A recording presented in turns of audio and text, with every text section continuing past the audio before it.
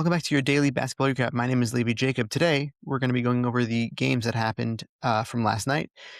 There was already a basketball recap of today, but we discussed exclusively trades because there were some pretty trades that went down last night. I'm sure that they'll be mentioned in this video as well. But if you'd like to hear more about that, please go check out our channel and, the earlier video from today. And now let's jump into some games. Game of the night for me was the Phoenix Suns versus the Portland Trailblazers, 130 versus 125. Colin Gillespie had a career game, 30 points, 4 rebounds and 10 assists with 3 steals, 10 of 17 shooting, 8 of 14 from three-point range, 2 of 2 from the free throw line. He has dropped off a little bit in the past, I want to say month or two, with like the changing of rotations and Devin Booker being in and Jalen Green being in and out and blah, blah, blah, blah, all this stuff. He's been one of the highlights of the season for sure, showing that he really has these, he's the real deal. He's the real deal. And this was his best game by far. He was running alongside Mark Williams with 24 and 11 with 1 assist, 11 of 14 shooting. A lot of interplay between the two of those guys. And Grayson Allen adding also 24 points, 4 assists with 9 of 17 shooting, 6 of 11 from 3.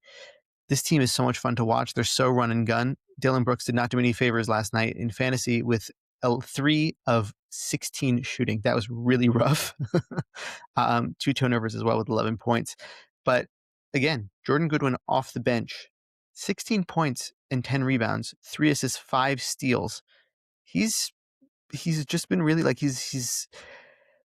the Suns have picked up this method of finding Dylan Brooks light players, scrappy players that are willing to do all the glue things around, this team when they need it. They found a bunch of them. They're doing a great job. And it's very fun to watch. This is I just like them. I like this team a lot. I really do. I like what they changed, what they pivoted to with Jordan Odd. I'm a big fan of this Suns team. I might be a bigger fan of the Blazers team, honestly. When everybody is healthy. Unfortunately, that is not the case these days. Jeremy Grant was the leading scorer for this Trailblazers team with 23 points, 8 of 15 shooting, 3 of 7 from 3. Shaedon Sharpe chipped in with 19. Donovan Clingan had a 14 and 15 on 4 of 7 shooting. Toumani Camara also contributed a 13 and 11 for them with 4 assists. Robert Williams III is still on this team. He had a 14, 8, and 3 with 3 blocks off the bench. I wonder if he gets traded soon because I just feel like he's a guy who can really add to a team when he's able to go out there and play. Vit Krejci debuted for them in this game, 5 points, 2 of 7 shooting. But I just like this Blazers team. I like that move a lot. The Vit Krejci move I think is going to be significant for them in the future. No Denny in this game, unfortunately. He's still dealing with a back issue, which really sucks. And Scoot was maybe supposed to debut in this game for the season. He didn't get to. But hopefully next game he will be playing. That was that game. Let's keep it moving. Let's keep it rolling. Nuggets get beat it was a pretty close game, but pretty physically by this Detroit Pistons team. Cade Cunningham had 29 and 10, and it was 124-121. It was so close. Murray had 32, 1 and 8. He started a little bit slow, but he ended with 8 of 17 shooting, 4 of 8, and 12 of 13 for the free throw line.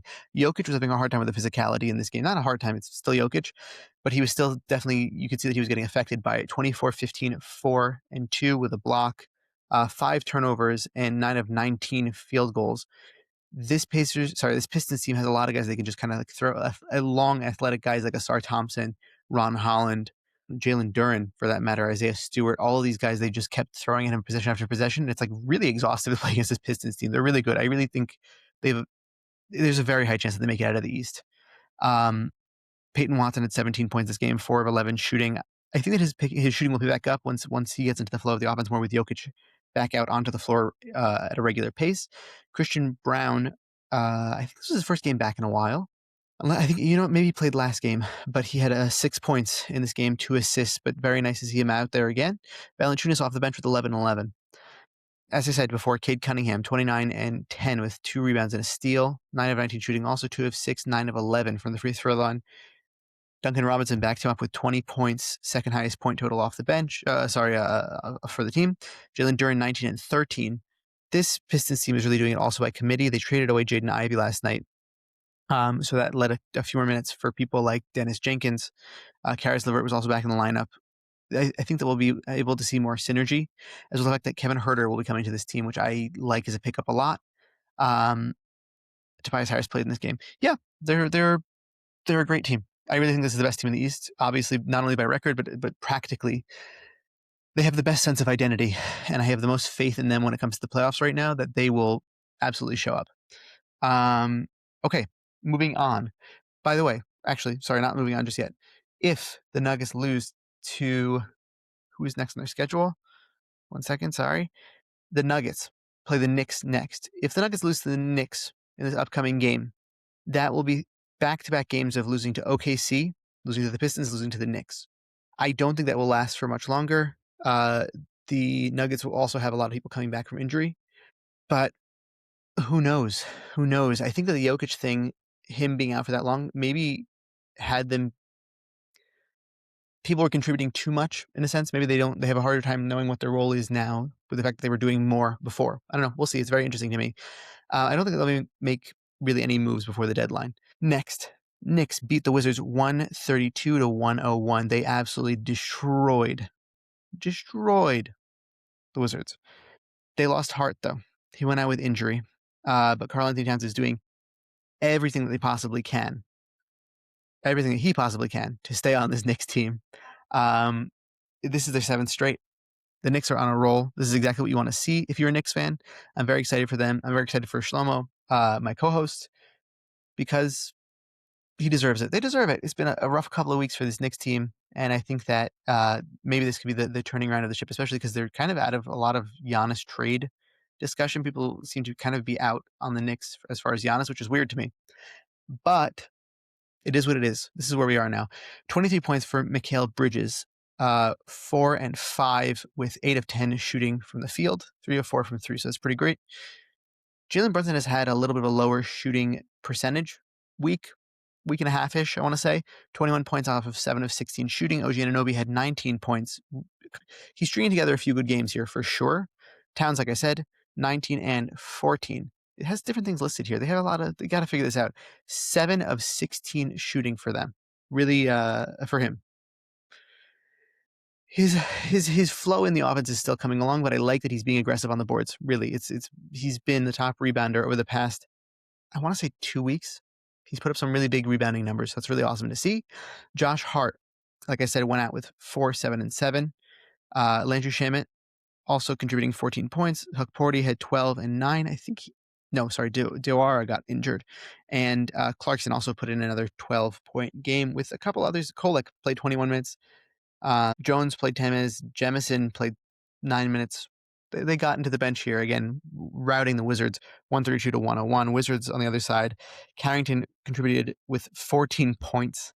It was just like a destruction. There's like almost no important stats that came from the Wizards side except for Will Riley, the rookie, who's put up 17 points. Now that's more than I think 15 points in the last 3 games. But I mean, someone's got to be scoring on this team. AJ Johnson, again, also like I mentioned from last game, he's picked it up a little bit, 14 points, and Marvin Bagley, the third, with 11 points and 6 rebounds. This Wizards team with Trae Young and Trey Johnson is going to look much more fun, and I'm looking forward to the second half of the season for that reason. I think Trae Young will play more, and I'm looking forward to it. I think it's going to be a league pass worthy team at that point, because between the two of them and their shooting, if Trae Young is hot, it's going to be fun to watch. The Jazz beat the Pacers 131 to 122. The highlight of this game, the stat line to talk about, was Isaiah Collier. After I mentioned him in last podcast, patting myself on the back for this one, 2 assists on the game. That was the most by any Jazz player since Stockton in 92. And he wasn't done there. 17 points, 5 rebounds, 3 steals, 6 of 16 shooting, which is not great. It's not great. But love it. I love to see it. Markkanen, 27 points. He played this game. Ace Bailey, 19 points, 7 of 10 shooting. He's had like some great both sides of the ball games. Well, good, for like a rookie. 3 steals, 3 blocks for him also. Like, just really good contributions from him. Kyle Filipowski, 16 and 16, 5 assists, 3 steals, and a block. 6 of 12 shooting, 1 of 2 from three-point range. Cody Williams, he's starting to become a real NBA player these days. 14 points, 6 rebounds, 3 assists, 3 steals. Bryce Sensabaugh, 20 points on 8 of 14 shooting, 4 of 7. Svi Mikhailuk, 18 points on 7 of 9 shooting, 4 of 6 from three-point range. Love it. I love those numbers. Again, they're playing against the Pacers, so with a grain of salt, obviously. Nurkic was cleared and available for this game after supposedly being out because of illness. They made that crazy trade for Jaren Jackson Jr., and they announced, oh, he's actually playing this game. He's healthy. He's ready to go. Didn't play a minute.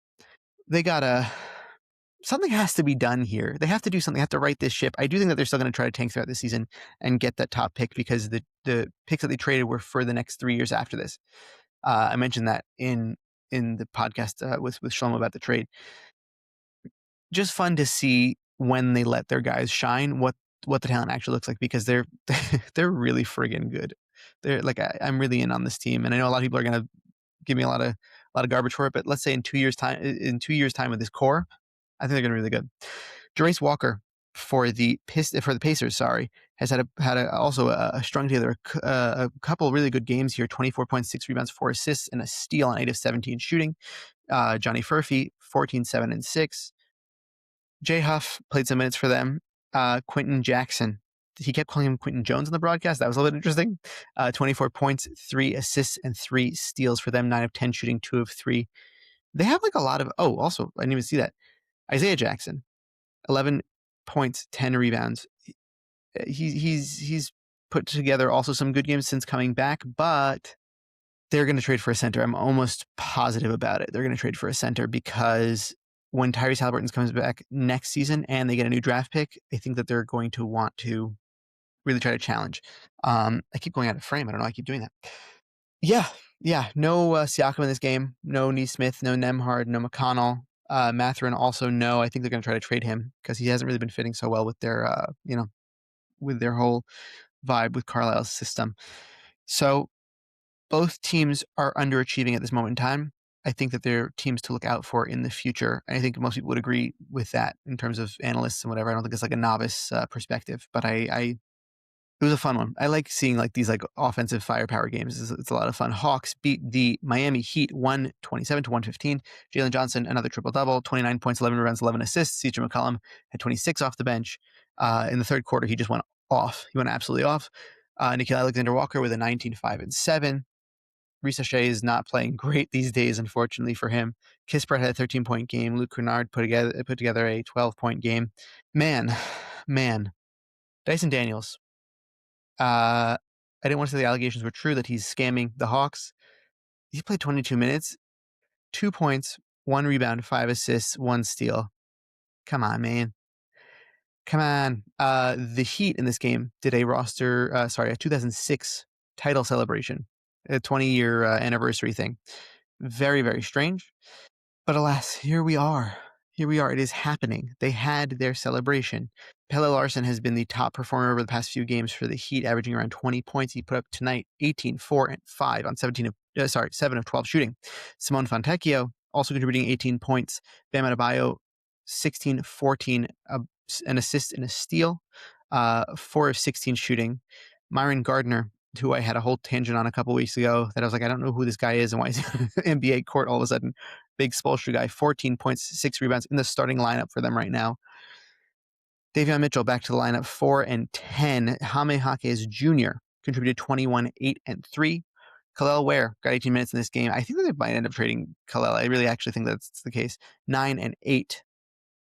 And Yaku Jonas, 5, 3, 2, and 2. A lot of young talent.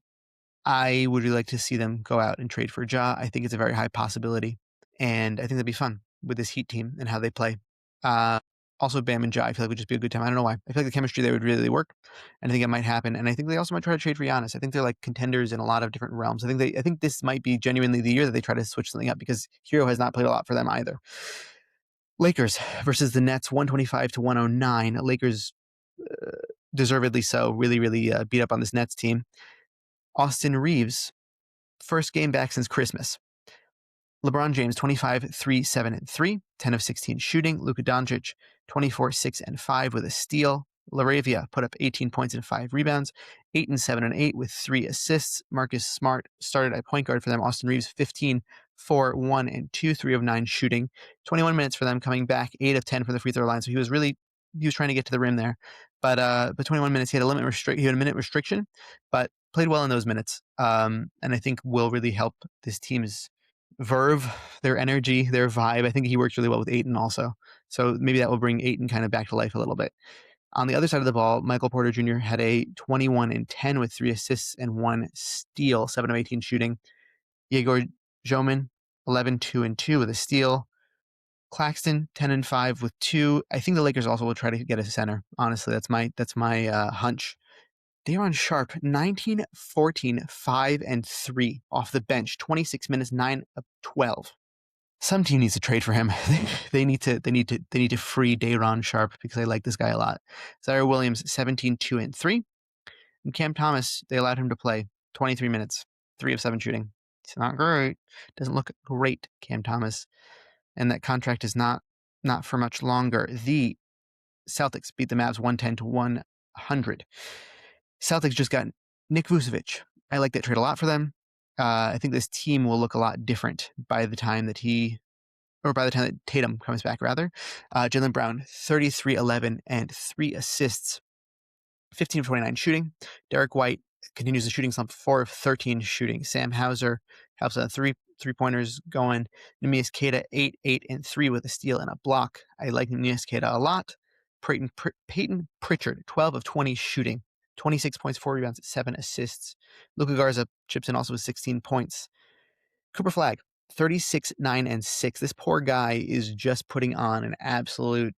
I'm struggling to find the word masterclass as a rookie. Absolute masterclass. 12 of 24 shooting, 2 of 4 from 3, 10 of 11 from the line. You can't win because he just got nobody around him who's able to help him do that at this point in time. Caleb Martin to play 29 minutes next to him. 13 points, 5 rebounds, and 3 assists for him. Max Christie, 10 points. Daniel Gafford, 10 points, 12 rebounds. He played 25 minutes. I think that's his highest minute amount in the last few games. Najee Marshall put up 8, 9, and 8, 4 of 15 shooting, which is it wasn't pretty to watch. Brandon Williams did not play this game.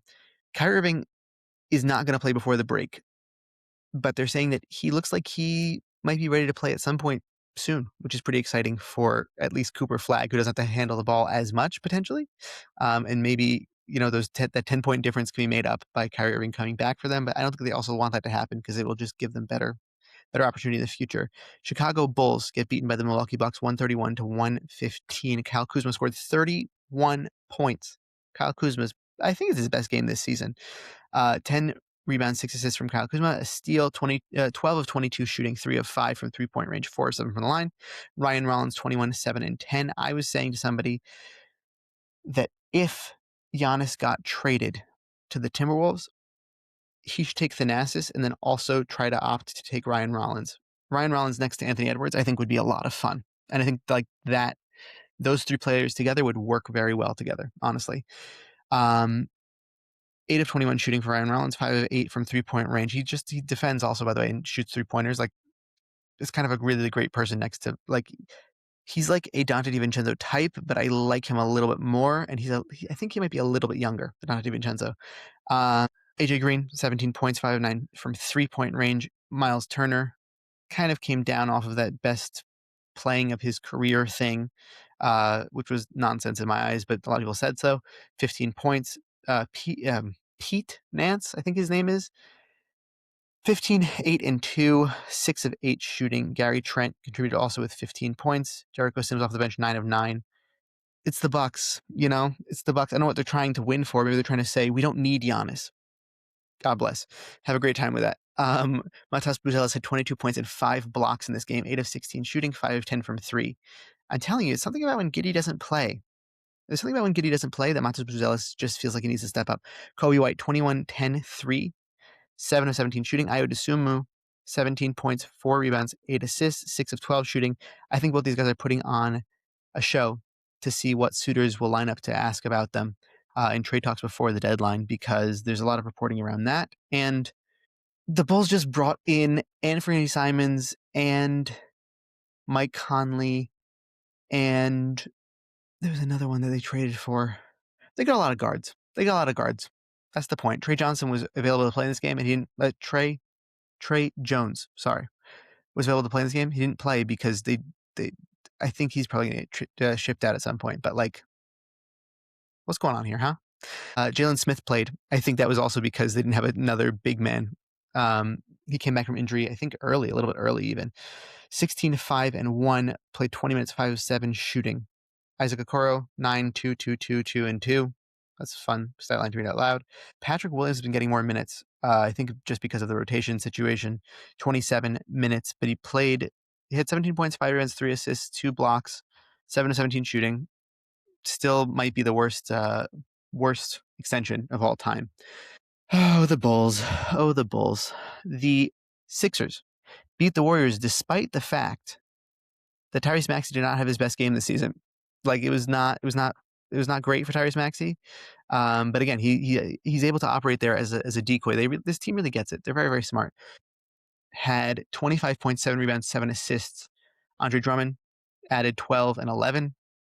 Sorry, 12 and I think it was 12 and 12. No Paul George, obviously, and no Joel Embiid this game. Kelly Oubre has been good for them. Coming back from injury, he's been good for them in regards to Paul George not being there for the next 25, 24 games now, I guess. 15, 6, 3, and 1 steal, 4 of 12 shooting. Tyrese Maxey, like I said, 14, 4, 3, 2 steals, 3 of 9 shooting, 1 of 5 from 3, but 7 of 7 from the line. Cool. Dominic Barlow, after the last game they had, which was like 26, 16, and he was going off. 10 and 6, 1 and 1. Trendon Watford off the bench, 16, 8, 3, and 2 blocks, 7 of 13 shooting. Adembona got some shine also, 11 and 7. And Quentin Grimes, 23 minutes, 10, 5, 3, 1, 4 of 9 shooting. I wish that they would play him more. If I'm being honest, Jared McCain played 8 minutes, didn't score. They tried to distribute it a little bit, but they won. They won. They didn't need to do any more than that. Guy Santos had 13, 2, 3, 2, and 2. Draymond Green played in this game. Al Horford played in this game, but no Curry. Obviously no Kuminga, and obviously no Butler. Al Horford had 10 points. Podziemski, 8, 2, and 2. No one's going to trade for him. Draymond Green, 6, 7, and 3. 2 of 7 after that good game that he had a few nights ago. Where he hit 4 threes. He had 2 threes in this game, but 2 of 7. He doesn't seem to be too particularly passionate. He might be in some trade rumors. If you want to see a sad post-game interview, you can go watch the Draymond Green interview where he was talking about hearing from Steve Kerr that he might be in some trade discussion and realizing that was like actually a practical thing that might happen for him. Pat Spencer, 13, 4, and 3 with a steal. The lacrosse days are behind him, but the basketball days are here for him now. DeAnthony Melton, 10, 6, and 6 with 1 steal. Quentin Post got 17 minutes. Yeah, this Warriors team this is it. This is it for them. It's sad. I would like to see them trade for Giannis. I don't know what else they can do, honestly. I really don't know what else they can do. I don't know how you can what's another play that you're trying to get that's actually going to make a difference for them right now? It's not great. Maybe they can get a center, but it's only going to do so much. Last game of the night, as a Thunder fan, I'm excited to talk about this game because the Thunder absolutely mopped the floor with the Magic. And I take no pride in that because I actually I like the Magic guys. They're obviously not a good team this season so far, but I like the Magic. They have a lot of I want them to do better. I want them to succeed, but I don't think that they are going to get so much better because it's just too blurry. Their identity is too blurry. I think that they might end up getting a different coach. Isaiah Hartenstein, his first career triple-double. Can you believe that? Because I can't. I feel like he's had one before. Isaiah Joe scored 22 and had a crazy, crazy poster dunk on Paolo. SGA, 20 points, 5 rebounds, 9 assists, and 2 steals. I don't know what the stat was, but he's had 20 points for a certain amount of games. I don't remember exactly what the number was. It was something ridiculous because he's awesome. Shea's awesome. Dort, 18 and 5, 6 of 8 from the field, 4 of 5 from 3. That's what we want to see. Good job, Dort. 10 from Chet. Like I said, Hartenstein, 12, 10, and 10 with a block, 4 of 6 in 23 minutes. The Knicks shouldn't have let this guy go. The Clippers shouldn't have let him go. And I think that he might have been on. No, that was Zubats. I don't remember his exact career trajectory and how that went, all the teams that he was on. But each time that I watched him play, I always thought that Isaiah Hartenstein was solid and that he had more to his game. Kind of like when you watched Sabonis play, like earlier on in his career, you're like, okay, this guy has like a little, like he understands the flow of the basketball game. Like this is kind of cool. And then when the Thunder got him, you're just like, yeah, game over. He's awesome. He's so good. And when he plays for them, this team really works very well together. And you see it like over the past few games that he's been in the lineup, it makes a big, big difference. And the Thunder play the Spurs tonight. Big matchup. Everyone tune in because that's going to be a really big matchup. Kason Wallace, 5-5 after his crazy big game that he had the other night. Isaiah Joe, like I said, 22 points, 5 of 8 from three-point range, 8 of 12 overall. Kenrich Williams, 11-7. Aaron Wiggins, 9-3. Caruso played in this game. So did Jalen Williams, not J-Dub, Jalen Williams. He played in this game. I don't think they're going to make a move at the deadline. I don't think they're going to make any significant move now. I think that they're looking better. The health has come back to them. I don't see a world in which they do it. The Thunder beat the Magic shooting 51% from the field to the Magic's 38%. That's abysmal. However, they shot only a 3% difference in their three-point rating. The Thunder shot 34% and the Magic shot 31%. You got to do better. The Magic had 5 more turnovers. The Thunder had 63 rebounds to the Magic's 44. Jalen Suggs had 23-6 with a steal, 7 of 11, 4 of 8 from three-point range, 2 of 2 from the free throw line. Paolo Banchero, this is his worst game in a while, in a solid 8 games, I want to say. 17 points, 3 rebounds, 4 assists, 6 of 17. The Thunder they just tore them apart. Anthony Black, 10-6-3, 2 steals, 1 steal, 2 blocks, 5 of 16 shooting. They really also shut him down, 0 of 6 from three-point range. Noah Penda, I like what I'm seeing from him. Other than that, the rest of this team was really not that great this game because the Thunder's defense is locked in once more, and it's beautiful to see, and it just makes me happy. That was your daily basketball recap in definitely more than 15 minutes. It was 30 minutes. It was a lot of games. It was 10 games, so I don't blame myself too much. It's twice the time. I hope that all of you have a great rest of your day, and we'll be back at it tomorrow, hoping for more trades. That's where we're all at, and we'll keep you updated and recap you on it then. Talk to you soon. Have a great day.